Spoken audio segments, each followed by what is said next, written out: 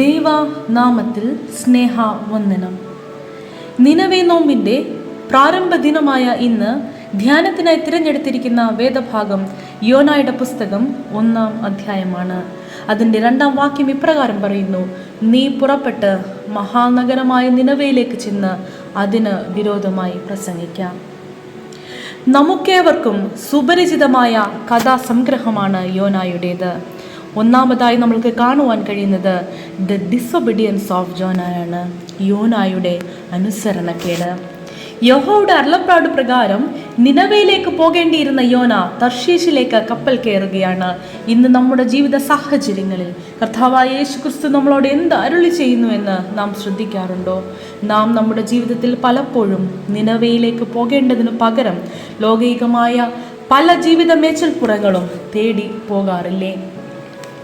Eden തോട്ടത്തിൽ ഹൗവയും ആദായും കാട്ടിയ അനുസരണക്കേടിന് ദൈവം അവരെ ശപിക്കുകയും തോട്ടത്തിൽ നിന്ന് പുറത്താക്കുകയും ചെയ്തുവെങ്കിൽ, യോനായുടെ അനുസരണക്കേടിന് കൊടുങ്കാറ്റുണ്ടാക്കുകയും കപ്പൽ യാത്രക്കാരാൽ കടലിൽ എറിയപ്പെടുകയും ശേഷം വലിയ തിമിംഗലത്താൽ വിഴുങ്ങുകയുമാണ് ചെയ്യുന്നത്. ഒരുപക്ഷെ ജീവിതം പോലും നഷ്ടപ്പെട്ടേക്കാവുന്ന വലിയ ശിക്ഷയാണ്.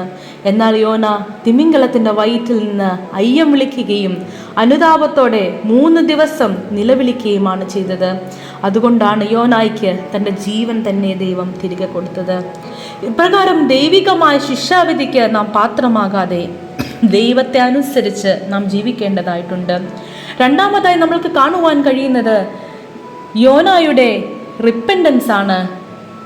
Jonah shows us the importance of repentance and prayer.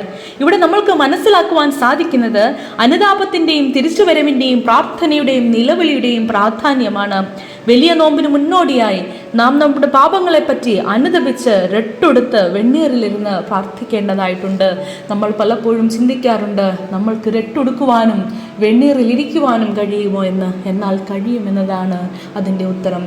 രട്ടെടുക്കുക എന്നാൽ ഇപ്പോൾ നമ്മൾക്കുള്ള വളരെ ആഡംബരമുള്ള വളരെ വില കൂടിയ വസ്ത്രങ്ങളൊക്കെയും ഉപേക്ഷിച്ച് വളരെ വില കുറഞ്ഞ സാധാരണ വസ്ത്രങ്ങളിലേക്ക് മാറുവാൻ നമ്മൾക്ക് കഴിയും.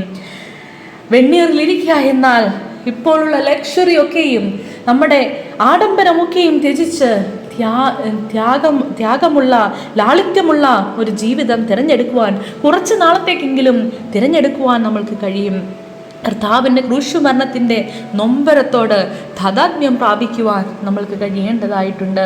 മരണകരമായ പാപത്തിൽ നിന്ന് ആ ക്രൂശ് മൂലം തന്നെത്താൻ ത്യജിച്ച് നമ്മുടെ പാപങ്ങൾ പൊറുക്കുകയും തൻ്റെ രക്തത്താൽ കഴുകുകയും ചെയ്യുന്ന വലിയ കൃപ ലഭിച്ചവരല്ലോ നാം ഓരോരുത്തരും. അതുപോലെ തന്നെ മൂന്നാമതായി നമ്മൾക്ക് കാണുവാനായിട്ട് കഴിയുന്നത് ദൈവത്തിൽ നിന്നും ഓടിപ്പോകുവാൻ ശ്രമിക്കുന്ന ഒരു യോനായെ നമുക്ക് കാണുവാനായിട്ട് കഴിയും. Jonah, the one who flee from God's will. എത്ര ബാലിശമായ പ്രവൃത്തിയാണ്! നമ്മൾക്കാർക്കും തന്നെ ദൈവത്തിൽ നിന്ന് ഓടിപ്പോകുവാനോ ഒളിച്ചിരിക്കുവാനോ ഒന്നും കഴിയുകയില്ല. ദൈവം എല്ലാം അറിയുന്നവനാണ്. എന്നാൽ ഇതിൻ്റെ ഫലം വലിയ ദുരന്തമായാണ് യോനയുടെ ജീവിതത്തിൽ അനുഭവപ്പെടുന്നത്. We cannot flee or we cannot hide from God's words. God is everywhere. നാലാമതായി നമ്മൾ മനസ്സിലാക്കേണ്ടിയിരിക്കുന്നത് ദൈവത്തിന് പ്രകൃതിയിലും മനുഷ്യനിലും ഉള്ള പരമമായ അധികാരത്തെയാണ്. God's sovereignty of human and nature and animals. ഇവിടെ നമ്മൾക്ക് കാണുവാനായിട്ട് കഴിയുന്നു, കടലും കാറ്റും ചീട്ടും മനുഷ്യരും മീനും എല്ലാം ദൈവികമായ പദ്ധതിയുടെ ഭാഗമായി മാറുകയും യോനായെ ശിക്ഷിക്കുവാനും തിരികെ കൊണ്ടുവരുവാനും ഒക്കെയും ദൈവം ഈ പ്രകൃതിയെ ഉപയോഗപ്പെടുത്തുന്നത് നമുക്ക് കാണുവാനായിട്ട് കഴിയുന്നു. ദൈവത്തിന് മനുഷ്യനിലും പ്രകൃതിയിലും മൃഗങ്ങളിലുമുള്ള പരമമായ അധികാരം നമ്മൾക്ക് ഇവിടെ കാണുവാനായിട്ട് കഴിയും. എന്നാൽ നിനവേ നോമ്പിൻ്റെ പ്രാരംഭ ദിനമായ ഇന്ന് യോനായെ പോലെ കർത്താവിനോട് നിലവിളിക്കുവാൻ, അനുതപിക്കുവാൻ, കർത്താവിങ്കിലേക്ക് തിരിച്ചു വരുവാൻ, ദൈവിക വഴികളെ വിട്ട് ഓടിപ്പോകാതെ ദൈവിക അരുളപ്പാടുകളെ മുറുകെ പിടിച്ച് അനുസരണയോടെ ജീവിക്കുവാൻ നമുക്ക് കഴിയട്ടെ എന്ന് പ്രാർത്ഥിച്ചുകൊണ്ട് നിർത്തുന്നു. ആമേൻ.